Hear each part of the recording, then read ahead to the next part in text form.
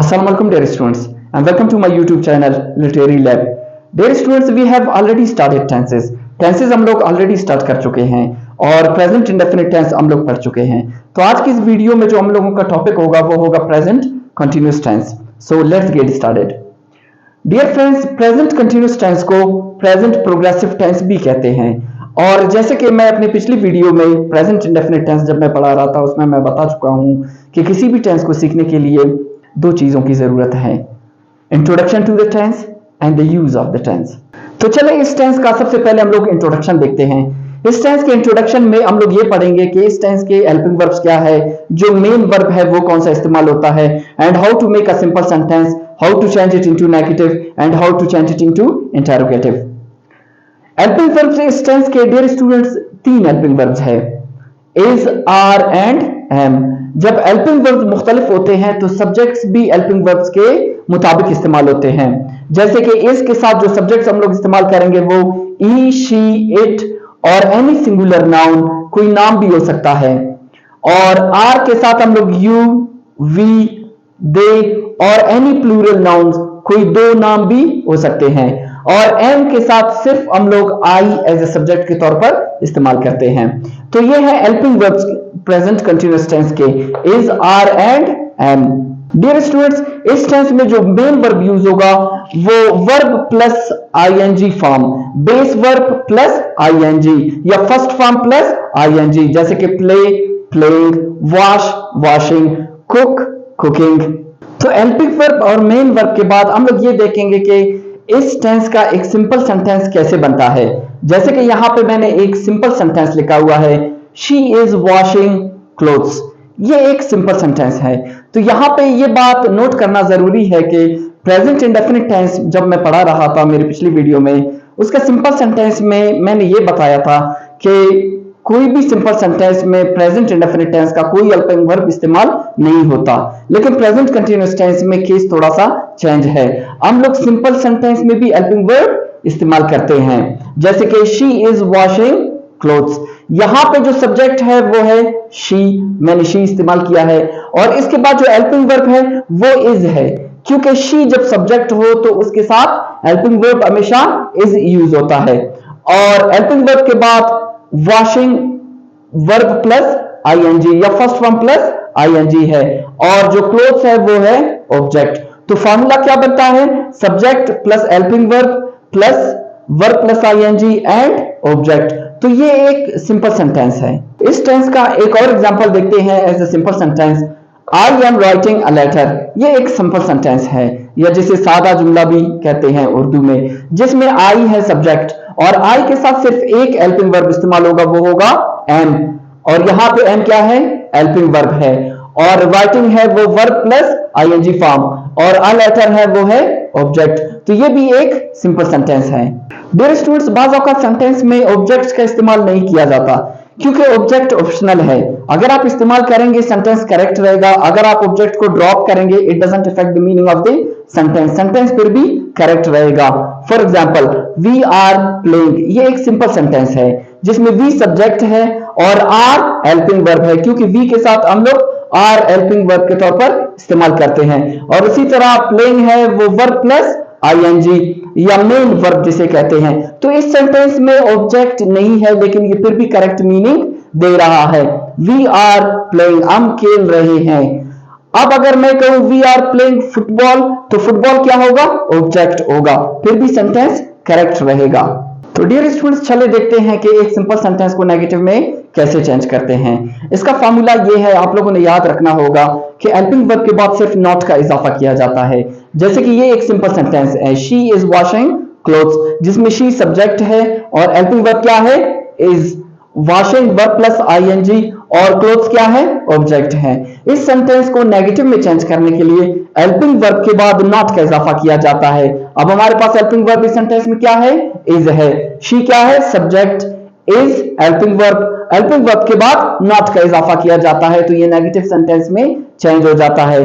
और वॉशिंग इसी तरह ही रहेगा, वर्ब प्लस आईएनजी, और क्लोथ्स हमारे पास क्या है, object. She is not washing clothes. तो चले एक और एग्जांपल देखते हैं, we are going to school. ये एक सिंपल सेंटेंस है प्रेजेंट कंटीन्यूअस टेंस का, जिसमें वी सब्जेक्ट है आर हेल्पिंग वर्ब है, क्योंकि वी के साथ हम लोग आर इस्तेमाल करते हैं एज ए हेल्पिंग वर्ब। और going verb plus ING main verb, और टू स्कूल हमारे पास क्या है, ऑब्जेक्ट है। अब फार्मूला क्या होगा, हेल्पिंग वर्ब के बाद सिर्फ नॉट का इजाफा करना है। We are not going to school, जिसमें वी हमारे पास सब्जेक्ट है और हेल्पिंग वर्ब है, नॉट के नीचे नॉट ही लिखा जाता है, और गोइंग मेन वर्ब है, टू स्कूल हमारे पास क्या है, ऑब्जेक्ट है। We are not going to school. Dear students, इस टेंस का इंटरोगेटिव सेंटेंस या क्वेश्चन बनाने के लिए हेल्पिंग वर्ब को सबसे पहले लाया जाता है, और इसके बाद सब्जेक्ट है, और फिर वर्ब प्लस आईएनजी, और इसके बाद ऑब्जेक्ट एंड में, और एंड में क्या होगा, एक क्वेश्चन मार्क, जो ये शो करता है कि एक क्वेश्चन पूछा जा रहा है। Are you reading a book?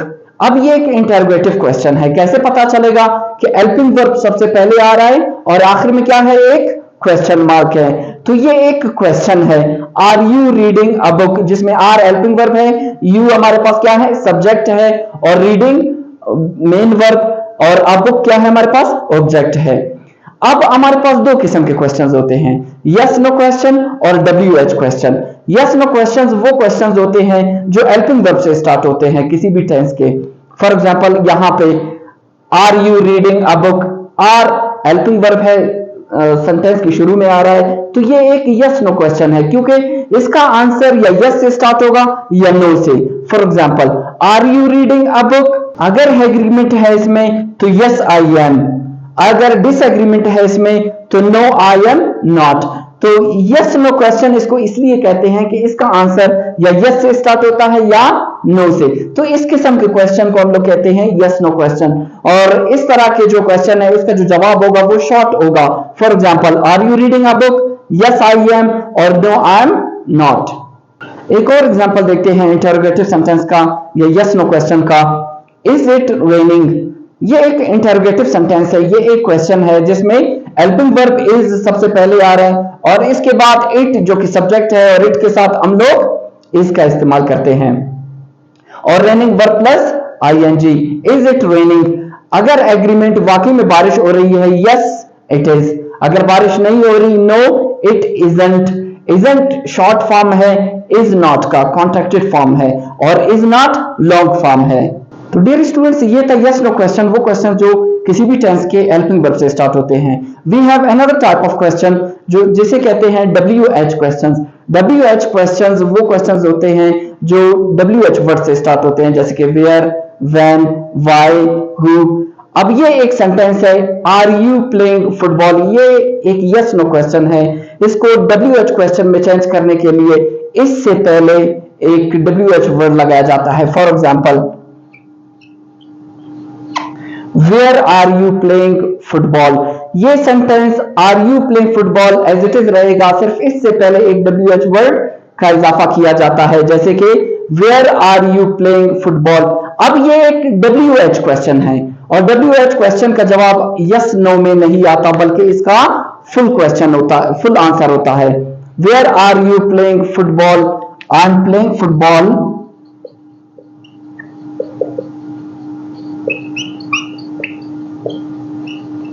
in the ground।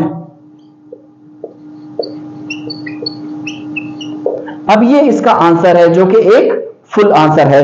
तो WH क्वेश्चन का हमेशा आंसर जो होता है वो पूरा होता है, फुल आंसर होता है। तो डियर स्टूडेंट्स, यहां तक था इसका इंट्रोडक्शन। अब इस टेंस के हम लोग यूज देखते हैं। इस टेंस के दो मेन यूजेजेस हैं, जिसमें फर्स्ट वन है this tense is used to describe an action that is happening right now और ongoing at the moment of speaking। ये टेंस हम उन एक्शंस के लिए इस्तेमाल करते हैं जो उसी वक्त हो रहा होता है जिस टाइम हम लोग बात कर रहे हैं। For example it is raining, बारिश हो रही है। तो इस सेंटेंस का मतलब ये है कि बारिश अभी हो रही है, जारी है, वो एक्शन जो कि कंटिन्यू है, जारी है। इट इज रेनिंग, बारिश हो रही है, इसका मतलब बारिश खत्म नहीं हुई बल्कि जारी है। एक और एग्जांपल देखते हैं, ही इज टेकिंग टी। इस सेंटेंस का मतलब ये है कि ये जो एक्शन है टेकिंग टी का, ये कंटिन्यू है, वो अभी चाय पी रहा है। तो इसका मतलब ये है this tense is used to describe an action which is continue at the time of speaking. ये टेंस उस वक्त हम लोग इस्तेमाल करते हैं कि जो काम है वो उसी वक्त हो रहा होता है। For example he is taking tea, तो ये जो एक्शन है यहाँ पे चाय पीने का ये जारी है। तो डियर स्टूडेंट्स, इस टेंस का जो नेक्स्ट यूज है, दूसरा यूज है वो फॉर फ्यूचर एक्शंस। इस टेंस को हम लोग फ्यूचर एक्शंस के लिए भी इस्तेमाल करते हैं। तो याद रखिए कि प्रेजेंट कंटिन्यूअस टेंस के दो मेन यूजेजेस है। एक तो वो काम जो उसी वक्त जारी हो, और दूसरा वो काम जो फ्यूचर में होने वाला हो। For example, I am going to Lahore tomorrow. ये I am going to Lahore, यहां तक ये क्या है, प्रेजेंट कंटिन्यूअस टेंस। लेकिन यहाँ पे जो वर्ड है टुमारो, आने वाला कल है, ये फ्यूचर को शो कर रहा है। तो ये present continuous tense is being used for the future actions. Tomorrow future को शो कर रहा है कि I am going to Lahore tomorrow, मैं कल लाहौर जा रहा हूं। इसी तरह she is starting a job next week. यहां पे जो नेक्स्ट वीक है ये आने वाला हफ्ता है, आने वाला वीक है जो कि फ्यूचर में है। लेकिन यहां तक अगर देखा जाए she is starting a job, ये प्रेजेंट कंटिन्यूअस टेंस है, लेकिन यहां पे जो टाइम है वो फ्यूचर का शो कर रहा है। तो याद रखें कि प्रेजेंट कंटिन्यूअस टेंस को हम लोग फ्यूचर के लिए भी इस्तेमाल कर सकते हैं, लेकिन उसमें जो टाइम हम लोग यूज करेंगे वो फ्यूचर से रिलेटेड होना चाहिए, जैसे कि tomorrow, next week, next month. तो ये था हमारा आज का लेक्चर जो कि प्रेजेंट कंटिन्यूअस टेंस के बारे में था, जैसे प्रेजेंट प्रोग्रेसिव टेंस भी कहते हैं। I hope you have got it. अगर वीडियो पसंद आ जाए प्लीज लाइक करें और अपने दोस्तों के साथ शेयर करें, चैनल को सब्सक्राइब करें। Thank you so much.